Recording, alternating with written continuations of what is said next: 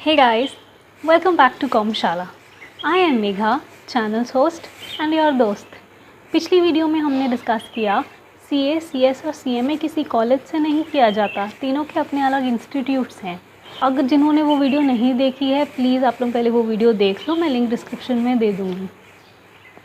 आज की वीडियो में हम लोग बहुत इम्पॉर्टेंट चीज़ डिस्कस करने वाले हैं, एक ऐसा सवाल जो 11th-12th के कॉमर्स से रिलेटेड हर एक बच्चे के मन में रहता है, मेरे भी मन में था एंड मैं अपने पर्सनल एक्सपीरियंस से बता रही हूँ।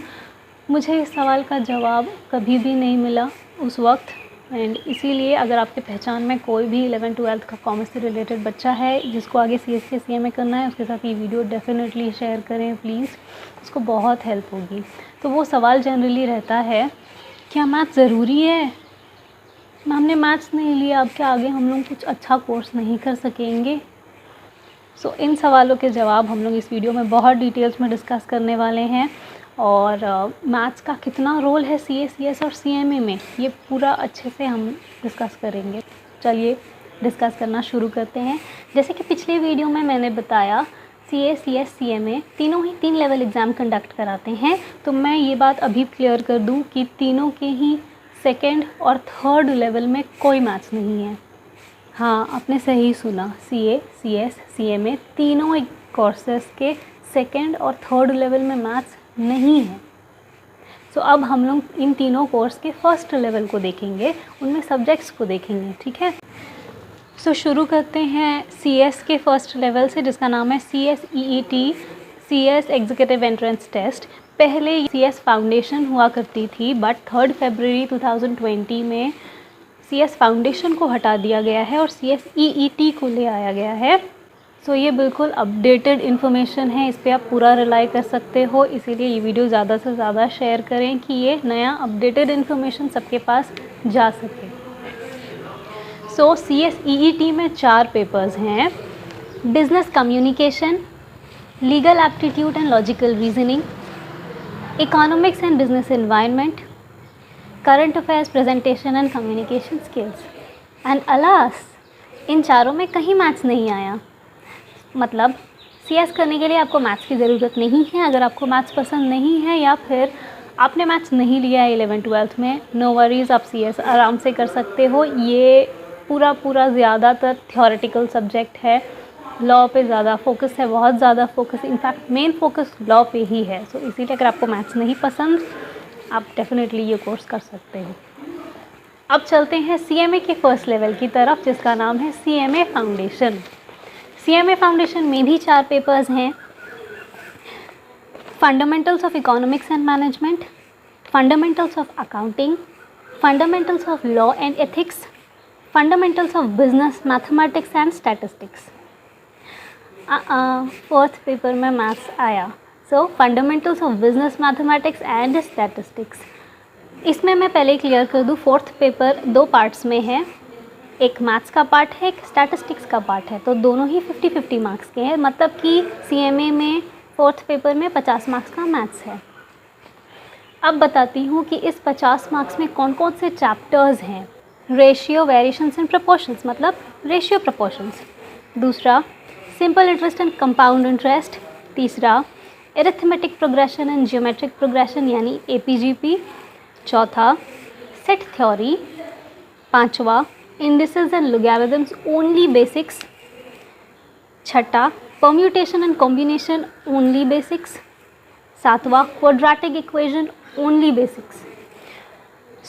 ये 7 चैप्टर्स CMA फाउंडेशन के फोर्थ पेपर में हैं जो 50 मार्क्स में कवर किए जाते हैं। ये 7 चैप्टर्स, अगर आपने मैथ्स नहीं ले रखा है 11th-12th में, नो वरीज़, आप अपनी 11th-12th के 2 साल की जर्नी में कुछ टाइम, 1 घंटा 1.5 घंटा इन 7 चैप्टर्स को सिर्फ दे दो। एनी हाउ लाइक आप अगर पहले से मन बना चुके हो आपको CMA करना है तो आप 2 साल में रोज़ 1 घंटा इन 7 चैप्टर्स के लिए निकालो।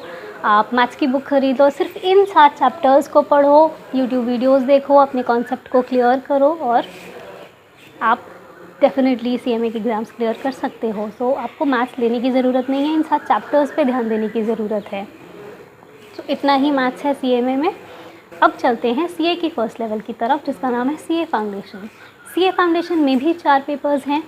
पहला principles and practices of accounting, दूसरा business laws and business correspondence, तीसरा business mathematics, logical reasoning and statistics, चौथा business economics, business and commercial knowledge.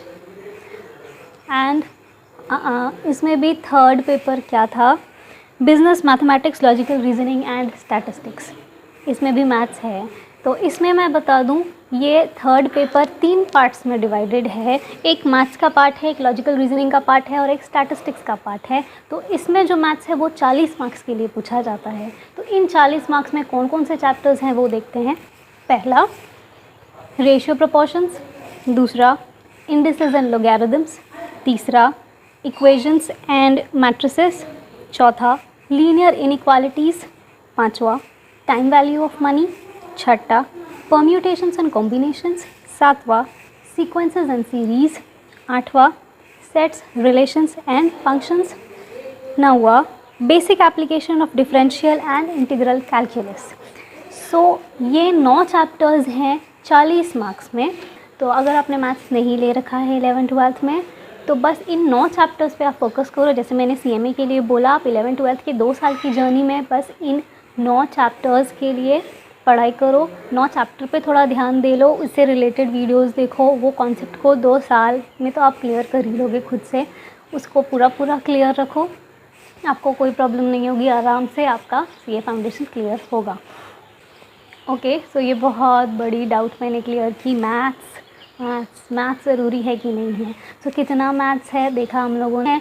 आप सिर्फ प्रैक्टिस रखो इन चैप्टर्स के जो मैंने बताया, एंड बस बेसिक्स आपको क्लियर रखने हैं मैथ्स के। हाँ, आपको 9-10 का मैथ्स अपना क्लियर रखना है कि ये मैथ्स आप अच्छे से प्रैक्टिस रख पाओ। So that's it for today. ये वीडियो प्लीज़ ज़्यादा से ज़्यादा शेयर करना। अपडेटेड इन्फॉर्मेशन है 2020 के हिसाब से, एंड ये बहुत बहुत बहुत काम आएगी जिन्होंने भी कॉमर्स लिया है उन सब के लिए। तो please do share this video, like this video if you all liked it, and please subscribe my channel.